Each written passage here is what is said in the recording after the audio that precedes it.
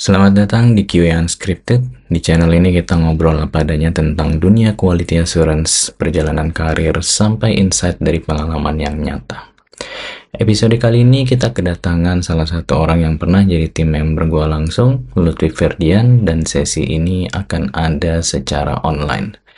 Dengan pengalaman 5 tahun sebagai QA, Lutfi dulu berangkat dari basic banget, dibimbing dengan arahan dan mentoring yang langsung gua kasih. Dan sekarang, dia lagi ada di fase penting karirnya. Dari seorang QA individual contributor, perlahan mulai naik kapasitasnya, membangun test tech, berpikir dari sisi bisnis, bahkan mulai memimpin tim kecilnya sendiri. Yang bikin Lutfi menarik, dia punya paket lengkap untuk jadi QA dengan karir yang cemerlang. Dia pintar, komunikatif, kolaboratif, punya inisiatif tinggi, plus skill teknis dan kemampuan risetnya yang luar biasa. Dan yang lebih keren lagi, dia tetap haus. Sekarang dia sedang fokus memperdalam self-leadership dan managerial skill-nya, supaya karirnya makin tajam dan siap melangkah ke level berikutnya. Kita akan bahas bareng gimana journey dari 0 to 1 sebagai QA, apa tantangan, titik balik, sampai hal-hal praktis yang bisa lo ambil kalau lagi ada di fase serupa. Jadi tanpa berlama-lama, mari kita mulai obrolan QA Unscripted kali ini bersama Lutfi Ferdian. Iyalah ya, aku tanya nih, Aduh, interview oke. dikit. Aku cuma Siap, punya siap. waktu 5-7 menit. Iya, iya, iya. Iya, dulu kan aku tahu skill Lutfi seperti apa, preferensinya dulu seperti apa juga gitu. Terus kita Lutfi join sebagai QA. Jadi pengen gali aja sih waktu awal pertama join sebagai QA. Dari Lutfi sendiri waktu itu udah pernah udah pernah ngegali konsep QA itu seperti apa gitu, atau bener-bener ya udah join dulu deh baru belajar gitu. Lebih kayak join dulu baru belajar sih. Karena dulu pun nggak tahu ada posisi QA. Masuk tuh sebetulnya waktu intern pertama kali tuh masuk karena salah gitu, salah daftar. Aku kira SE biasa, ternyata SD. Nah, cuman along the way tuh aku ngelihatnya ini tuh masih kayak open world yang gak banyak orang tahu, yang masih kita bisa banyak cari gitu. Itu yang membuat aku menarik gitu. Makanya sebetulnya kalau boleh jujur, waktu selesai intern tuh aku ditawarin jadi engineer full time, tapi aku tolak. Aku bilang aku maunya jadi SDET. Aku waktu itu bilang kayak gitu. Sedangkan hari itu SDET nggak ada, makanya aku join tuh ke Tokopedia gitu. Cuman ya long dua aku ngelihatnya memang benar gitu, makin banyak yang bisa dipelajari, makin banyak yang perlu diketahui.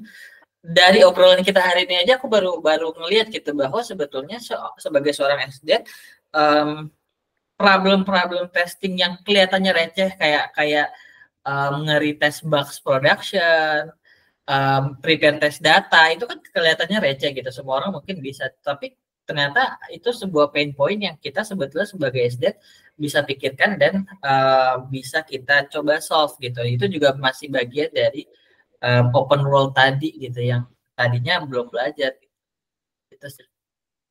Mantep ya, berarti udah memantapkan ini ya, apa namanya, passion bahwa yalah karir gue di dunia QA dan seterusnya lah ya. Iya benar-benar. Karena kan kebayang lagi kan ya, wah masih ada AI di depan nih yang belum tersentuh. Itu dia makanya. QA, ya kan? Iya, gimana cara integrate AI ke QA? AI ke QA gimana? Nah, itu juga salah satu ya tadi bagian dari open world yang aku perlu telusuri. Dari semua yang akhirnya dipelajarin setelah join ke QA, mana yang paling bikin mindset seorang Lutfi itu berubah nih tentang QA atau ya pekerjaan lah?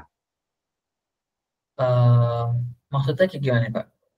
Mindset-nya? Ya, dari semua yang udah dipelajarin kan akhirnya masuk QA ini, terus udah dipelajarin terus sampai sekarang seperti sekarang. Mana yang paling bikin momen apa yang paling bikin mindsetnya tuh jadi berubah nih? Gitu.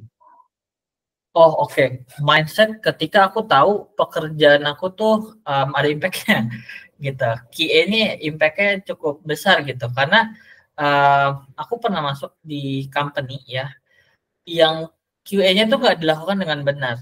At the end of the day mereka ada production issue banyak banget gitu. Itu yang pertama. Terus yang kedua, kita ya ini apa ya, ya adalah di perusahaan lah ya, salah satu perusahaan yang sama QA prosesnya nggak dilakukan dengan baik dan benar. ujung-ujungnya apa? User yang ketemu problemnya, dan ujung-ujungnya apa? Ya user-usernya pada pergi gitu, nggak pakai produk itu lagi. Kenapa? Karena proses QA-nya pun nggak dilakukan dengan baik dan benar gitu. Testingnya dikecilkan gitu, nggak usah testing yang macam-macam, testing heavy flow aja gitu. Sedangkan kan kita, apalagi yang usernya banyak, ya expect pasti ada banyak ini dong, ada banyak bugs dan segala macamnya. Itu yang kedua.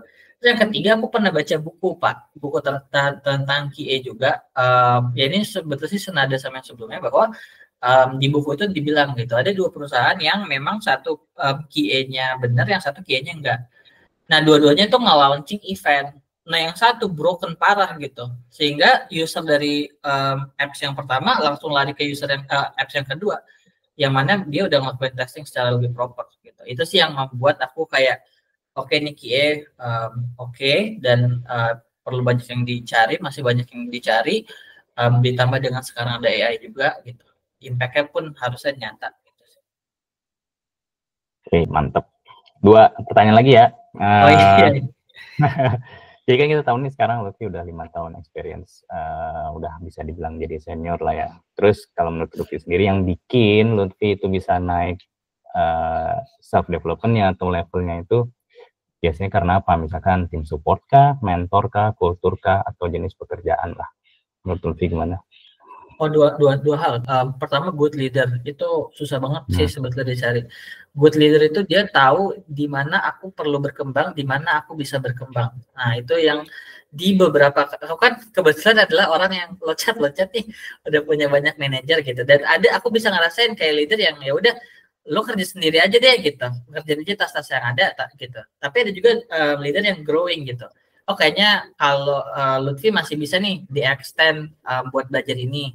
Lutfi masih bisa nih dikasih responsibility ini buat upgrade diri dia di sini gitu. Itu yang pertama yang bisa membuat aku naik level ya. Pertama good leader as a mentor. Yang kedua opportunity gitu. Yang kedua tuh opportunity. Gimana caranya aku bisa lihat, cari dan dapat opportunity yang tepat agar bisa berkembang, agar bisa belajar, agar bisa explore sendiri juga gitu. Karena kalau misalkan kita nggak kadang kan ya tadi ya, good leaders pasti ngasih opportunity, tapi mungkin kalau yang nggak good banget leadersnya kan, kita perlu nyari opportunity sendiri juga kan. Karena yang kayak kita udah obrolin tadi gitu, spesifikasi di kertas sama yang udah kita lakukan ya lebih penting yang udah kita lakukan itu sih. Jadi dua itu, opportunity sama good leadership. Keren. Terus terakhir, oke. Jadi kalau misalkan sekarang Lutfi bisa ngelihat diri Lutfi yang dulu, Lutfi pengen bilang apa? Lihat diri yang dulu, pengen bilang apa? Ya, misalkan hal apa biggest failure-nya Lutfi dulu, atau apa yang dulu Lutfi pernah takutin, tapi sekarang justru kamu kuasain banget gitu. Oh, oke. Mungkin masih bukan kuasain ya, tapi lebih masih belajar. Itu ada dua hal, Pak. Yang pertama itu adalah terkait dengan exploration sendiri. Kadang aku takut explore karena aku punya beban deliverables kan. Oh, aku perlu deliverables, ya udah, aku nggak usah explore apa-apa, jalanin aja yang udah proven, nggak usah ngapa-ngapain gitu. Nah, itu kan salah gitu ya. Kita sebetulnya sebagai individu juga perlu explore sendiri, cari-cari waktu sendiri, ya mungkin sedikit banyak ngelakuin extra miles gitu. Walaupun extra miles-nya kalau bisa masih di jam kerja ya. Itu yang pertama, exploration sendiri. Dan yang kedua, ini yang menurut aku kritikal banget, yang aku baru paham beberapa bulan ke belakang, itu adalah product knowledge. As a QA, product knowledge kita tuh nggak boleh lebih rendah dari PM. Minimal sama PM. Kalau bisa lebih, kenapa? Karena kita ada product knowledge sama tech knowledge. Kita harus bisa combine dua itu gitu. Jangan sampai kita cuma product knowledge-nya di bawah PM, tech knowledge-nya di bawah tech. Ya kita mau ngetes apa gitu, mereka lebih paham daripada kita kan.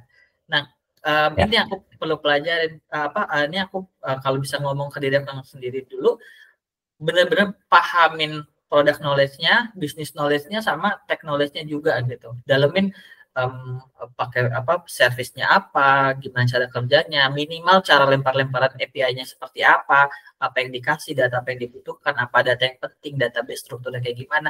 Itu yang kita perlu sebagai QA itu ya, harus bisa combine itu, product knowledge sama tech knowledge.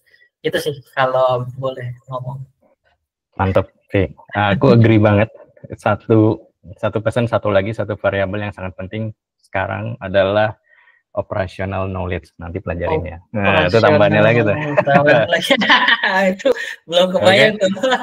Iya. Tapi ini benar-benar inspired ya. Jadi apa yang kamu bilang barusan dari seorang Lutfi mulai dari nol sampai menjadi seperti sekarang itu semoga bisa menginspirasi semua QA di luar sana gitu ya. Oh iya. Nah, karena sudah waktunya aku harus undur diri dulu. Jemput anak ya? Jemput anak, takut telat. Nanti kita lanjutin lagi kapan-kapan ya, kita cerita-cerita lagi. Kalau misalkan Lutfi ada butuh apa-apa ya tanya aja gitu. Hubungan pekerjaan ini bisa bagaimanapun bisa berjalan lah, saling ngebantu, saling buka insight. Good luck, Vi. Semoga sukses menaklukkan negeri seberang. Siap. Thank you juga Pak atas waktunya. Ya. Assalamualaikum. Waalaikumsalam.